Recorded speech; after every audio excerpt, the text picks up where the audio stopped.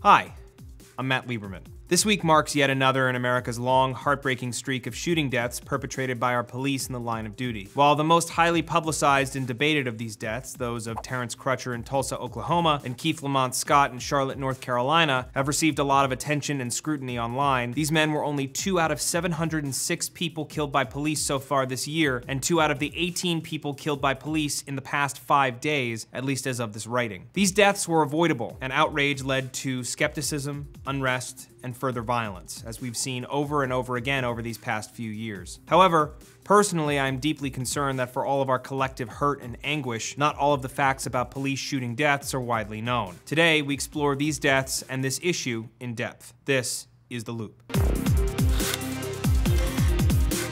Not much is known for sure about the minutes before Terrence Crutcher, a 40-year-old unarmed African-American man, was shot dead by Tulsa police officer Betty Shelby, though the final moments before the shooting were caught on tape. In the video, you can see Crutcher, his hands raised above his head, approach his vehicle and put his hands on the side of it. Officer Shelby follows, gun drawn, backed up by 3 other officers. At this point, however, details are scarce. The crowd of police officers blocks the view of the dashboard camera in their police vehicle, but a helicopter camera offers slightly more. You can see Crutcher drop one of his hands as the helicopter circles around the opposite side of Crutcher's SUV, but we do not see what Crutcher does in the final seconds before he is shot. On the video, you can hear one of the officers in the helicopter say that Crutcher looks like a, quote, bad dude. At this point, all we have is Shelby's testimony, which is contested by Crutcher's family's attorneys, David Riggs and Benjamin Crump. Shelby claims that she happened upon Crutcher in his vehicle while she was en route to another call. She says that his car was still running with the windows down and doors closed. Crutcher was in the middle of the road looking down at the ground. This directly contradicts the widespread online narrative that his car had broken down. Shelby says that she asked Crutcher if the car was his and he did not respond. He kept putting his hand in his left pocket and did not respond to commands to keep his hands out of his pocket. Then, according to Shelby's attorney, Scott Wood, she believed that Crutcher was, quote, on something. She radioed in that she was dealing with someone who, quote, is not following commands. She then pulled out her gun and commanded Crutcher to get on his knees. Wood claims that she pulled a gun instead of a taser because she believed that Crutcher had a weapon. We'll return to this claim in particular in a moment. Wood said that she then ordered Crutcher to stop multiple times as he approached his vehicle with his hands raised. None of these orders can be heard on the dashboard camera video, nor the helicopter video. Her fellow officer, Tyler Turnbow, pulled out a taser and trained it on Crutcher. Then, according to Shelby, Crutcher reached into the car and she fired. There was no weapon found on the scene, though police say that they found a vial of the drug PCP in the car. It is unknown at this time if there was any PCP in Crutcher's system when he was killed, but his father has said that in the past his son had an ongoing problem with the drug. However, that's not a reason for police to use deadly force. They had no proof that Crutcher was intoxicated. They did not find the drugs until he was already dead, and there was no weapon on the scene. Crutcher was uncooperative, but ultimately he posed no danger to officers Shelby and Turnbow.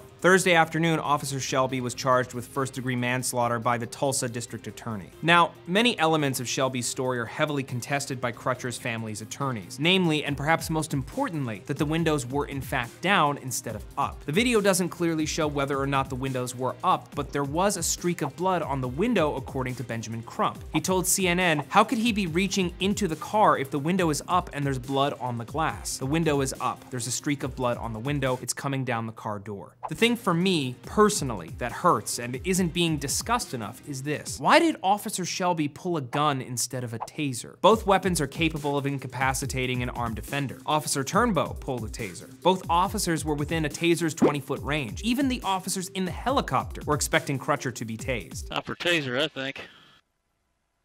I've got a feeling that's about to happen. Is this decision, and perhaps the comment made in the helicopter about Crutcher being a, quote, bad dude, perhaps a result of implicit bias? There's plenty of research available online on the subject of implicit bias, the subconscious prejudices that all people hold about others and how it affects their actions. In just one 2014 study in the Journal of Personality and Social Psychology, researchers found that their mostly white sample groups of police and civilians overwhelmingly dehumanized and saw guilt in Black Americans. However, we have to consider each of these situations separately and resist the urge to paint all police with the same brush. For example, take the death of Keith Lamont Scott, which has led to multiple nights of riots which have left both civilians and officers wounded. According to Charlotte Mecklenburg Police Chief Kerr Putney, while there is video of the fatal encounter between Scott and police, it will not be released until the police investigation has been completed, and there is no, quote, definitive visual evidence that would confirm that a person is pointing a gun. Scott, a 43-year-old Charlotte resident, was seen by police at an apartment complex complex while they were on the scene to apprehend another individual on an outstanding warrant. According to police, they saw Scott exit his car holding a handgun and then get back into his car with the gun. At this point, they chose to engage and ordered Scott to drop his weapon and exit his vehicle. According to police, Scott refused and Officer Brentley Vinson shot him in the encounter. While Vinson was not wearing a body camera, other officers on the scene were. In the minutes after the shooting, a woman claiming to be Scott's daughter streamed her reaction to Facebook Live, claiming that Scott had no gun and that he was in his car reading a book. However, no book was recovered at the scene, but a handgun was. The question has been raised, however, of whether or not Scott holding a weapon was enough reason to engage him. Open carry is legal in North Carolina, and according to the Charlotte Observer in 2013, the Fourth Circuit Court of Appeals ruled that, quote, someone carrying a handgun does not give the police the ability to stop and search them or someone with them. Essentially, to immediately tell Scott to drop his weapon just for carrying it is not lawful procedure. However, there is some debate about whether or not Scott was carrying his gun lawfully. According to the blog Bearing Arms, to have a gun in your hand rather than have it visibly holstered is not lawful open carry and would be subject to police intervention. That said, according to State v. Robert S. Huntley, it is to be remembered that the carrying of a gun per se constitutes no offense. According to opencarry.org, it is the pointing or waving of a gun that police can deem unlawful and can charge the offender with going armed to the terror of the people. Therefore, ultimately, only the police know whether or not Scott in fact broke the law. The police claim that after they told him to drop the weapon, Scott exited the car with his gun and, according to a police statement, quote, posed an immediate deadly threat to the officers who subsequently fired their weapons, striking the subject. Without video evidence to back this up, there's no way to be sure whether or not there was in fact a deadly threat towards the officers in this encounter. According to the Washington Post, who won a Pulitzer Prize for their coverage of fatal police shootings in the US, police shot and killed 990 civilians last year and are on track to hit that number again this year. 706 men and women have died so far in 2016 at the hands of police. The only major difference between 2015 and 2016 in this regard, it seems, are that many more of these incidents have been caught on camera. 30 of them on dashboard cameras and 90 of them on body cameras, compared to last year's 14 dashboard videos and 71 body camera videos. One of the debates that rages on is whether or not African Americans are killed by police at disproportionate rates compared to other races. Statistically, the Post data proves this to be true. Out of the 1,696 people shot by police since January 1st, 2015, 431 of them were African American. That's 25.4% of the total victims. However, African Americans make up 13.3% of the US population, according to a 2015 survey by the US Census Bureau. Compare this to white Americans. 818 victims in these shootings were white. That's 48.2% of the 1,696 people killed, nearly double the amount of African Americans. However, according to that same Census Bureau survey, white Americans make up 77.1% of the population. So white Americans count for 3/4 of our population, but just under half of the victims are white, while African Americans compose just over 1/8 of our population, but over 1/4 of the victims are black? These numbers show how disproportionately this police violence is dispensed. In Massachusetts this week, the Supreme Judicial Court just ruled that black men who run from police should no longer be considered suspicious, as police data showed that they were disproportionately stopped and harassed by police, and they may have a legitimate reason for running. Looking at the Post data, there's a pretty clear through line. When you are black in America, you have a higher chance of being shot by police than if you're white. That doesn't mean that other Americans have nothing to worry about. We do. We're also being killed. But I don't know how you can acknowledge that truth without acknowledging the other. We're all tied together in our multicultural American tapestry. This isn't a competition to determine who has the most pain and suffering. I just personally believe that it's disingenuous to ignore the severity of one group's problems while acknowledging your own. We shot this story on Thursday afternoon,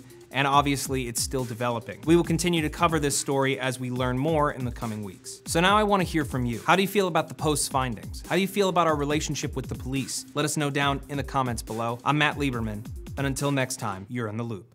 Thanks for watching. Yet another high-profile email hack has rocked American politics, this time former Secretary of State. It's me talking over it. Oh, we're getting double thumbs up.